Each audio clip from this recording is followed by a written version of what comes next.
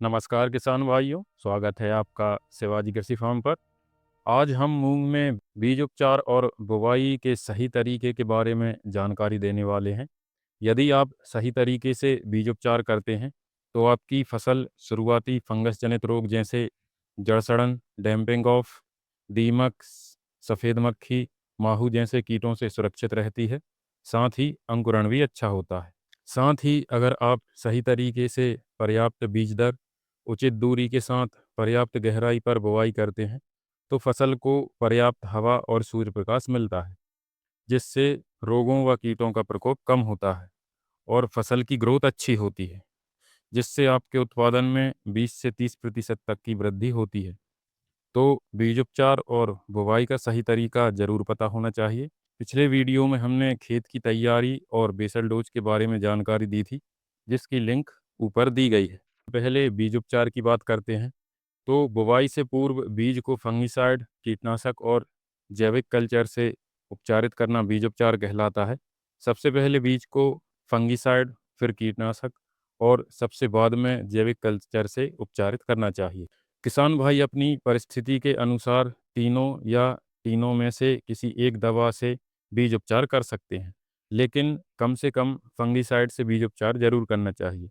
सबसे पहले कुछ प्रचलित पूर्व मिश्रित बीज उपचार दवाओं की बात करेंगे, जिनमें फंगिसाइड और कीटनाशक दोनों का सही अनुपात में मिश्रण होता है। पहले नंबर पर सिंजेंटा की वाइब्रेंट इंट्रेगल, जिसमें सेडाक्सेन 12.6% और एजोक्सिस्ट्रोबिन 3.15%, ये दोनों फंगिसाइड हैं। साथ में थाइमथॉक्साम 22.06% कीटनाशक का कार्य करता है। मूंग के बीज उपचार के लिए 2 से 3 ml दवा प्रति किलो बीज प्रयोग करनी चाहिए। दूसरे नंबर पर यूपीएल की इलेक्ट्रॉन, जिसमें एजोक्सिस्ट्रोबिन 2.5% और थायोफेनेट मिथाइल 11.25% दोनों फंगिसाइड का कार्य करते हैं और थाइमथॉक्साम 25% कीटनाशक का कार्य करता है।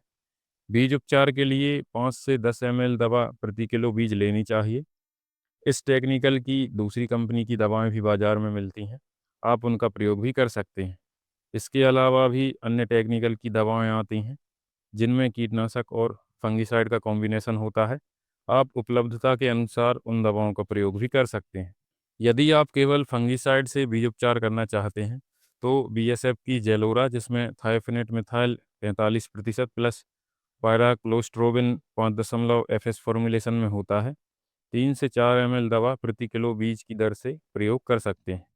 इसके अलावा बायर की एवरगोल एक्सटेंड, जिसमें पेनफ्लूफेन 13.28% और ट्राइफ्लॉक्सीस्ट्रोबिन 13.28% एफएस फॉर्मुलेशन में होता है, 1 ml प्रति किलो बीज की दर से मूंग का बीज उपचार कर सकते हैं।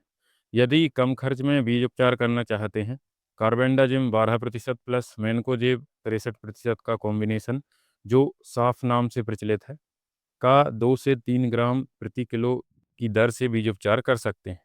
यदि केवल कीटनाशक से बीज उपचार करना चाहते हैं तो इमीडाक्लोप्रिड 600 एफएस का 5 ml प्रति किलो बीज की दर से या थाइमथॉक्साम 30% एफएस का 10 ml प्रति किलो बीज की दर से बीज उपचार कर सकते हैं। यदि सस्ते में बीज उपचार करना चाहते हैं तो क्लोरीपारीफॉस 20% ईसी का 5 ml प्रति किलो बीज की दर से बीज उपचार कर सकते हैं।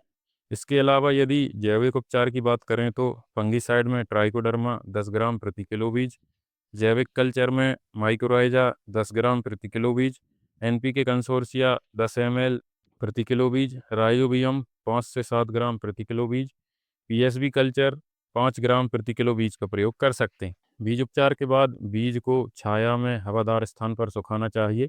यदि बीज उपचार में जैविक दवाओं का प्रयोग करते हैं तो रासायनिक दवाओं के प्रयोग से बचना चाहिए। तो इस तरह आप आपकी आवश्यकता के अनुसार सही तरीके से बीज उपचार कर सकते हैं। इसके बाद यदि बुवाई के सही तरीके की बात करें तो मूंग में लाइन से लाइन की दूरी 12 से 14 इंच और बीज से बीज की दूरी 3 से 4 इंच रखने की सिफारिश की जाती है और बीज की गहराई 1 से 2 इंच होनी चाहिए ताकि अंकुरण सही तरीके से हो सके। यदि छोटे दाने वाली मूंग की 9 इंच दूरी पर बुवाई करते हैं तो बीज दर 10 से 12 किलो और यदि 12 से 14 इंच पर करते हैं तो 8 से 10 किलो प्रति एकड़ बीज दर रखनी चाहिए।